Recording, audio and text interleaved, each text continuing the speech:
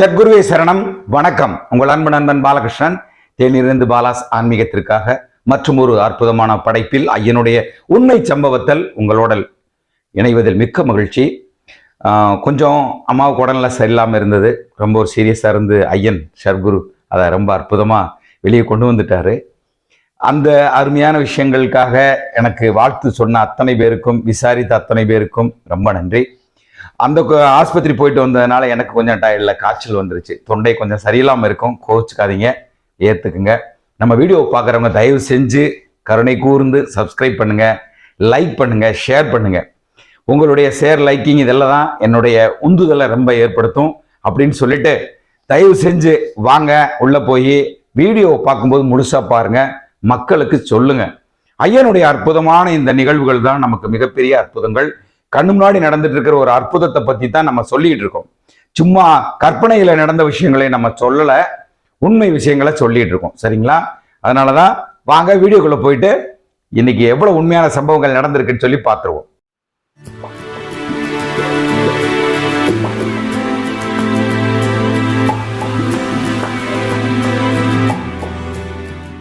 வணக்கம். வாங்க வீடியோக்குள்ள ஃபுல்லா போயிடலாம். இன்னைக்கு பாத்தீங்கன்னா ஒரு அற்புதமான வீடியோ. நடந்தவைகளாக சத்குருவினுடைய கருணைகளை கருணையாக அப்படியே சொல்றதா இந்த வீடியோனுடைய சாரம்சம். நான் எப்பயும் உங்களுக்கு தெரியும், ப்ரூஃப் இல்லாமல் இன்னாரும் இல்லாமல் நான் சொல்ல மாட்டேன். நடந்த ஒரு அற்புதம்னா திருச்சி மாவட்டம், திருச்சியிலிருந்து புதுக்கோட்டை, திருச்சி பக்கத்தில் இருக்க புதுக்கோட்டை, அங்கிருந்து பார்த்தீங்கன்னா சுந்தரி செந்தில்குமார் தம்பதிகளை பற்றி அற்புதமான ஒரு வீடியோ தான்.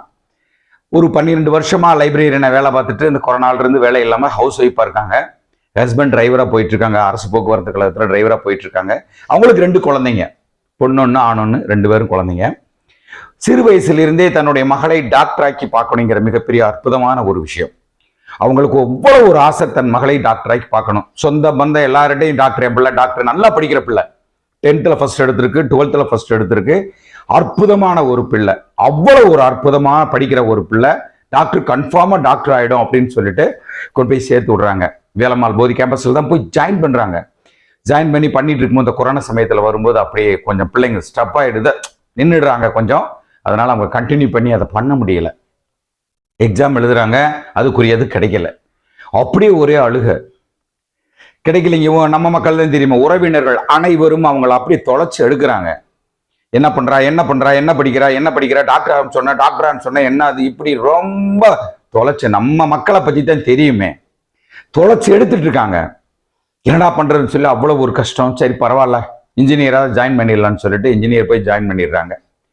அந்த பொண்ணு என்ன செய்யும், குழந்தை தன்னுடைய இன்ஜினியர் கேரியரை தொடங்குறதா, தன்னுடைய கனவை தொடங்குறதா, என்ன பண்றது? ஒரு இடத்துக்கு கால் வச்சாச்சு, எங்க வர்றதுன்னு இப்படியே ரொம்ப வருத்தத்தில் போயிட்டு இருக்கு. நான் போக மாட்டேன், பிடிக்கல, போக மாட்டேன்னு சொல்லிட்டே போயிட்டு இருக்கு.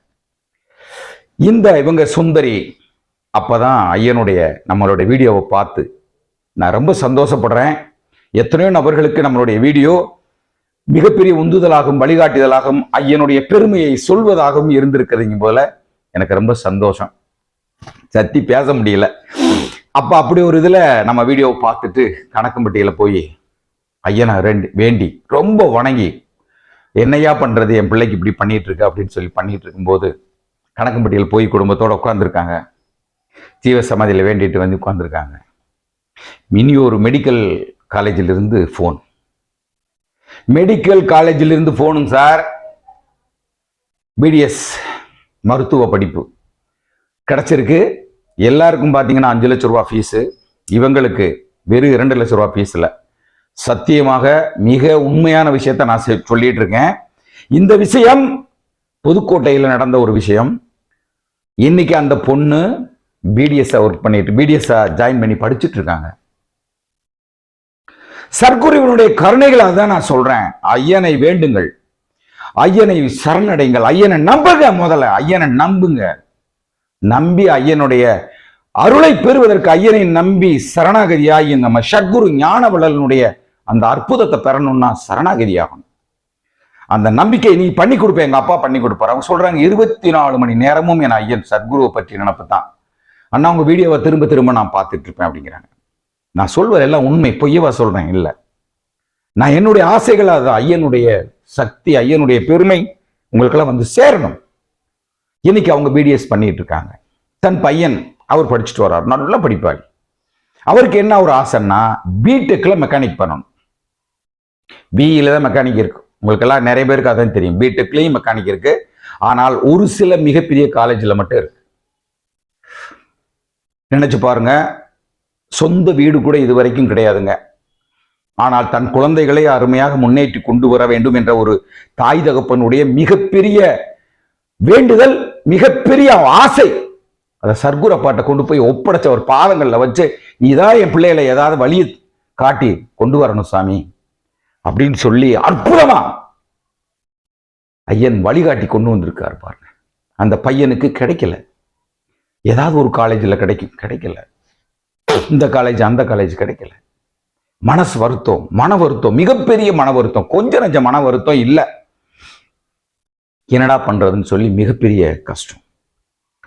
கடைசியில் அதே மாதிரி ஐயனை வேண்டி வணங்கி ஐயனிடம் சரணடைந்து ஐயனிடம் ஒப்படைச்சு அழுகுறாங்க. குடும்பமே அழுகு, ஏன் எங்களுக்கு இவ்வளவு பெரிய சோதனை. அருமையாக அவங்க நினைச்ச காலேஜில் பிடெக் இன்ஜினியரிங் திருச்சியில் இப்ப கிடைச்சு போயிட்டு இருக்காரு. டே ஸ்காலரா போறார் புதுக்கோட்டையில இருந்து. எவ்வளவு பெரிய அருமை பாருங்க. அதைத்தான் நான் சொல்றேன், சத்குருவனுடைய கருணை. சத்குரு, நான் ஏன் ஒரு ஆக்ரோஷமா பேசுறேன் அப்படின்னா, உண்மை.